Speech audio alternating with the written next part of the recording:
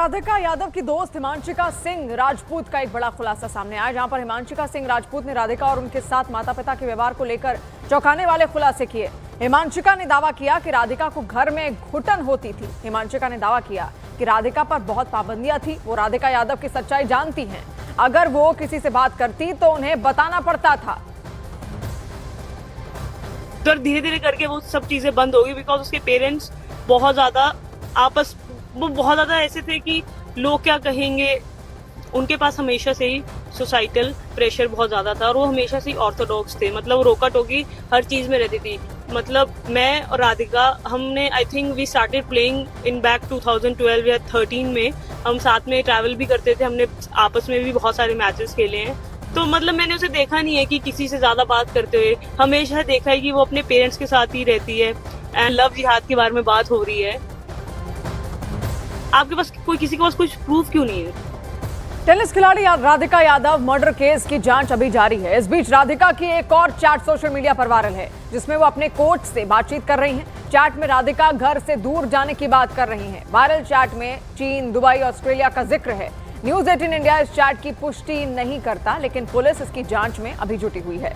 तो कई सारी चैट्स भी यहां पर निकलकर सामने आ रही हैं और ये जो चैट है, ये राधिका अपने कोच के साथ बातचीत की जो चैट है वो यहां पर वायरल हुई है। हालांकि न्यूज 18 इसकी पुष्टि नहीं करता है, लेकिन चैट्स के जरिए अब जांच में थोड़ी आसानी यहां पर होगी और पुलिस लगातार इसी मामले की जांच कर रही है कि आखिर घर का माहौल कैसा था, राधिका क्या चाहती थी और उसके पिता क्या चाहते थे। ये जो अनबन हुई, ये मात्र टेनिस एकेडमी को लेकर हुई या फिर किसी और बात को लेकर हुई। और जैसे अब तमाम जो दोस्त थे राधिका के, वो भी निकलकर सामने आ रहे हैं और वो बता रहे हैं कि घर का माहौल ठीक नहीं था।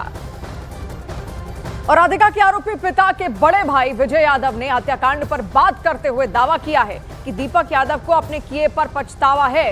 हत्या की वजह सिर्फ दीपक ही जानता है। विजय यादव ने कहा कि दीपक यादव ने कहा कि मुझसे कन्या वध हो गया है, मुझे फांसी दे दो। कानून के तहत दीपक यादव को सजा मिले। राधिका की हत्या का आरोप उसके पिता दीपक यादव पर लगा है। दीपक यादव को 14 दिन की न्यायिक हिरासत में भेज दिया गया है।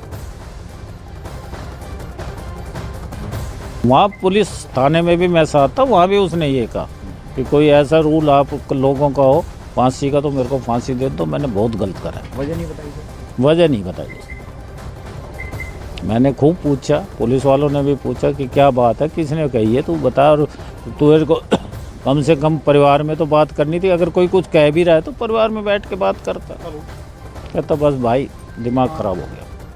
और राधिका यादव मर्डर केस को लेकर सामने आ रही थ्योरी पर कई सवाल उठ रहे हैं, क्योंकि आरोपी पिता का कहना है कि उसने राधिका को 3 गोलियां मारी थी, लेकिन पोस्टमार्टम रिपोर्ट में राधिका की बॉडी से 3 नहीं बल्कि 4 गोलियां मिली। इसके साथ ही राधिका की मां के बयान में भी विरोधाभास नजर आ रहा है।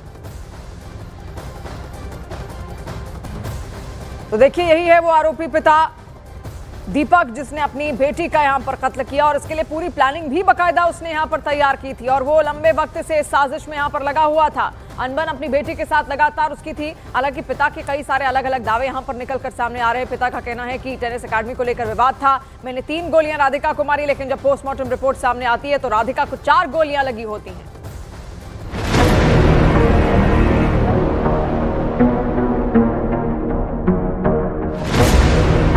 बाप ने बेटी को प्लेयर बनाया, फिर बाप ने ही बेटी को क्यों मार डाला?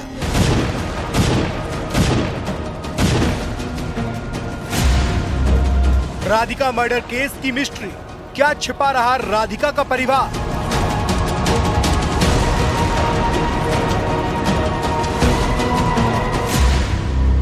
मर्डर के वक्त कहां थे राधिका के मां और भाई? मां और भाई पर अब तक 2 थ्योरी सामने आई। गुरुग्राम के राधिका यादव मर्डर केस की चर्चा पूरे देश में हो रही है। सवाल उठ रहा है कि जिस बाप ने अपनी बेटी को टेनिस प्लेयर बनाने के लिए इतनी मेहनत की, बेटी के लिए टेनिस एकेडमी खुलवाई, उसने ही अपनी बेटी को मौत के घाट क्यों उतार दिया?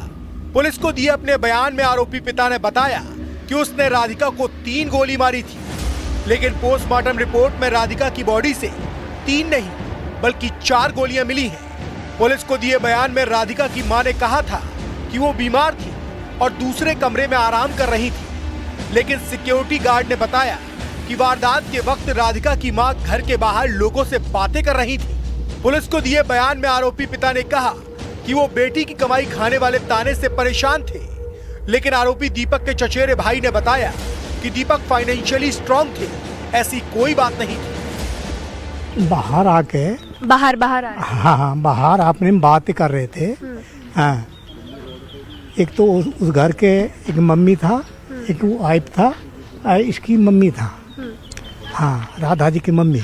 बचपन से बहुत ट्रेनिंग दिलाई है, लेके जाते तो खर्चा किया बिटिया पे, तो अब उनके पास इनकम थी तभी तो खर्च कर दिया। सिक्योरिटी गार्ड और राधिका के परिवार के दावों के बाद इस मर्डर मिस्ट्री में नया पेज सामने आ गया है, क्योंकि पुलिस की एफआईआर के मुताबिक राधिका की मां ने बताया था कि वो दूसरे कमरे में मौजूद थी और उन्हें नहीं पता कि उनके पति ने बेटी की हत्या क्यों की है। लेकिन सिक्योरिटी गार्ड ने बताया कि राधिका की मां घर के बाहर पड़ोसियों से बात कर रही थी। तभी राधिका के पिता बालकनी में आकर चिल्लाने लगे कि उन्होंने राधिका को मार डाला है।